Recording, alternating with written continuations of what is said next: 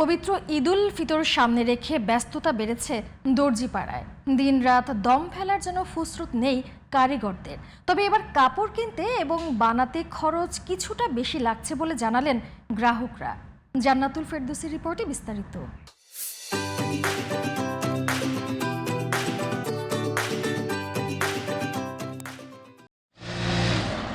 কারখানাগুলোতে সেলাই মেশিনের খটখট আওয়াজ আর টেইলরগুলোতে চলছে মাপ অনুযায়ী কাপড় কাটা। অর্ডার নেওয়া হচ্ছে নতুন পোশাকের।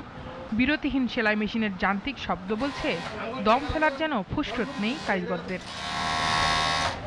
ঈদ এলেই দর্জিপাড়ার এই ব্যস্ততা পুরনো চিত্র। শবে বরাতের পর থেকেই ধীরে ধীরে বাড়তে থাকে পোশাক তৈরির চাপ। 20 থেকে 22 রমজান পর্যন্ত অর্ডার নেবেন দোকানিরা। আমরা এই সময়টা আসলে অর্ডার নেওয়ার কথা ছিল না, কিন্তু এখনো মোটামুটি অর্ডার নেওয়া হচ্ছে আর কি, টুকিটাকি। পাঞ্জাবি 700-800, কাবলি 1200-1500, শেরওয়ানি 4500, 4000। অর্ডার চাপটা কমে যাবে, কিন্তু আমাদের যে কাটিং আর সেলাইয়ের কাজটা তো এটা তো থাকবে। রমজানের আগে নির্বাচন হওয়ায় শুরুর দিকে অর্ডার কিছুটা কম ছিল, তবে এখন ব্যস্ততা বেড়েছে বহুগুণ। ছেলেরা কাবলি আর পাঞ্জাবি এবং মেয়েরা বানাচ্ছেন সালোয়ার, স্কার্ট, প্লাজো, ফর্ক সহ নানা ডিজাইনের সব পোশাক। শেষ রাত পর্যন্ত কাজ করছেন দর্জিপাড়ার কারিগররা।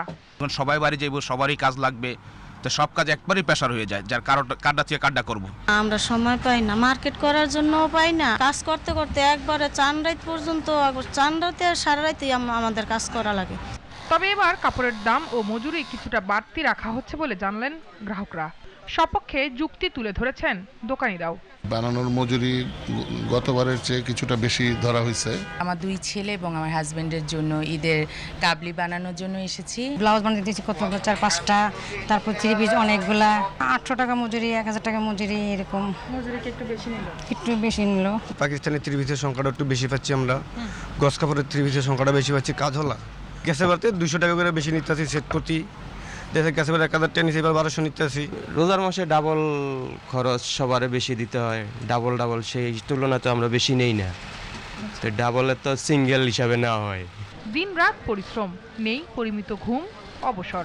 কাস্টমারের হাতে নির্ধারিত সময়ে ঈদের পোশাক তুলে দেওয়ার মধ্যেই আনন্দ খুঁজছেন দর্জিপাড়ার কারিগররা।